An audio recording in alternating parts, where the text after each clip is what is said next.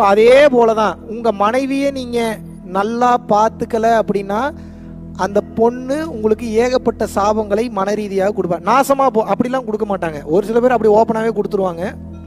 ஒரு சில பேர் அந்த மனம் வருத்தப்படும், அந்த மனம் வேதனைப்படும், அந்த மனம் துக்கப்படும், துயரப்படும், கஷ்டப்படும். அந்த கஷ்டப்படும் போது அது பூரா உங்களுக்கு பாவமா மாறிடும்.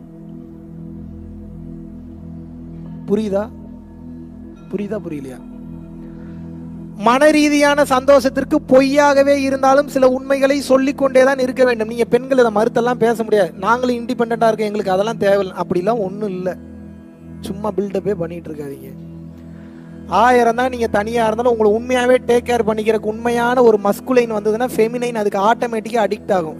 இது வந்து பாத்தீங்கன்னா படைப்பு. இது இப்படி தான் இருக்குது. நீங்க மாத்திலாம் ஒன்னெல்லாம் எழுத முடியாது. நீங்க திமிரா இருக்கலாம், இண்டிபெண்டா இருக்கலாம், நான் எப்பேற்பட்ட தனியான ஆள் நீங்க எப்படி வேணாலும் காட்டலாம். பட் ஒரு மஸ்குலைன்ற ஒரு உங்களுக்கு உண்டான ஈக்குவல் மஸ்குலைன் வரும்போது ஈக்குவலான ஃபெமினைன் ஆட்டோமேட்டிக்காவே சார்ந்துதான் வாழும். இது உலக வாழ்க்கையில.